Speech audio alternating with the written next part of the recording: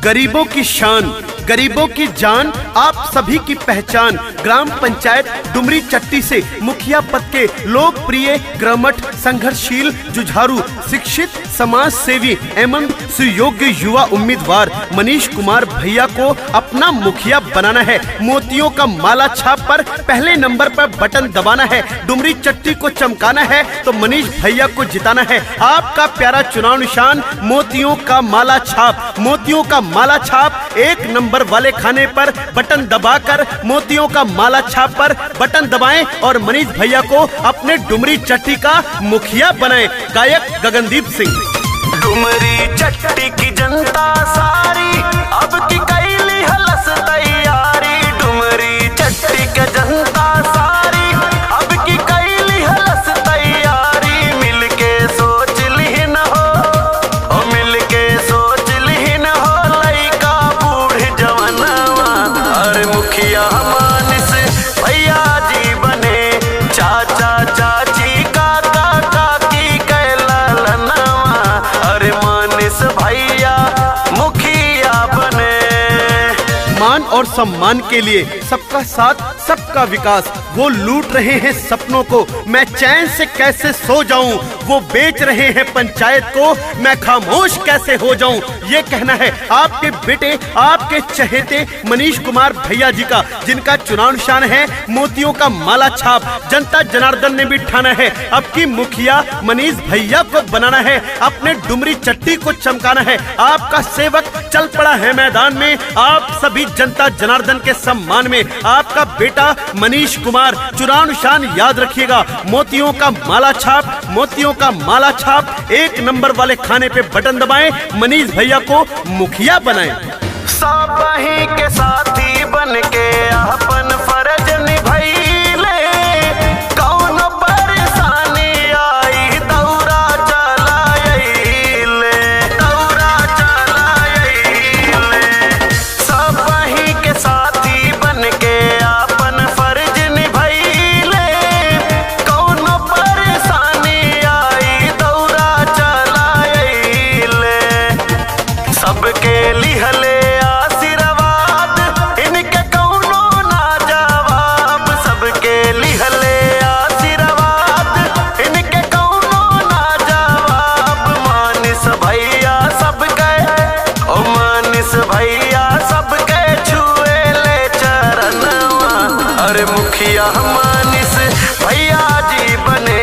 चाचा चाची भैया भौजी के रतनवा मनीष भैया मुखिया बने।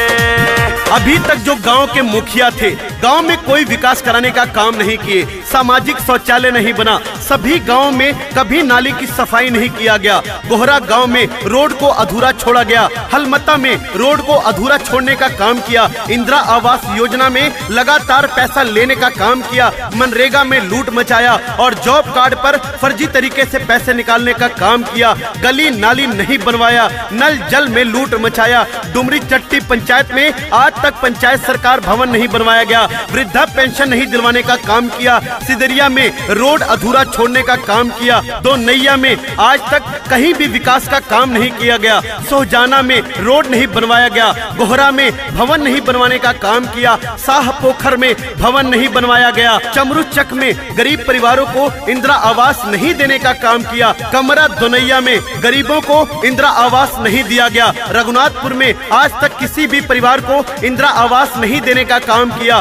खूटखट में आदर्श गांव के नाम पर लूट मचाने का काम किया। मिस्त्रिया डीह में किसानों के पैक्स में नहीं जोड़ा। फूलगंज में मनरेगा मजदूरों के खाते से फर्जी तरीके से पैसा निकालने का काम किया गया। इसीलिए जनता जनार्दन ने ठाना है आपकी मुखिया मनीष कुमार भैया को बनाना है। अपनी डुमरी चट्टी पंचायत को चमकाना है, इसे बचाना है, बच्चों का भविष्य बनाना है। मोती का माला छाप पर अपना बटन दबाना है। आपका बटन दबेगा मोती का माला छाप।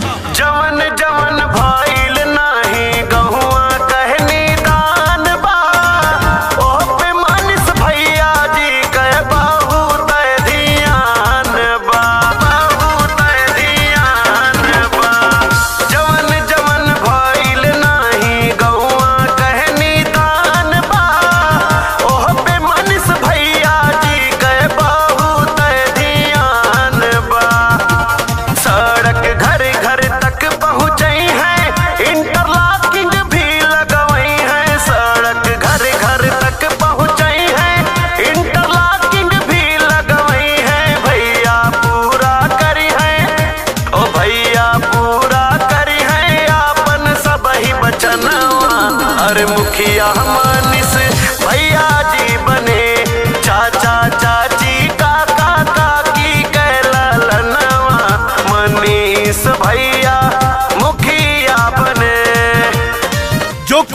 किया ऐसा काम कर देंगे, जो कोई नहीं किया ऐसा काम कर देंगे।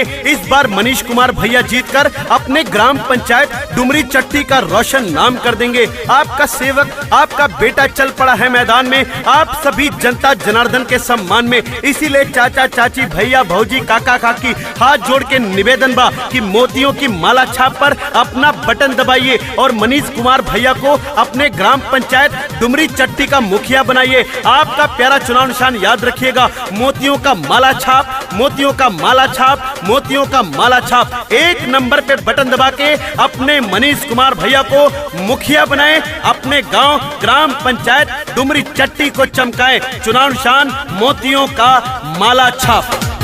केहू भी बीमार होई डॉक्टर तक पहुँचे हैं, रुपया पैसा कुछ लागी दवाई करावई है, दवाई करावई है।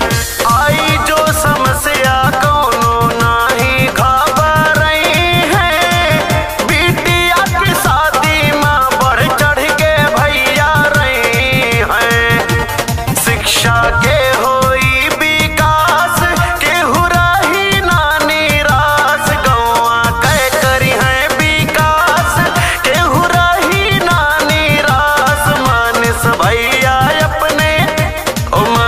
भैया अपने गौवा कर रतनवा, अरे मुखिया मनीष भैया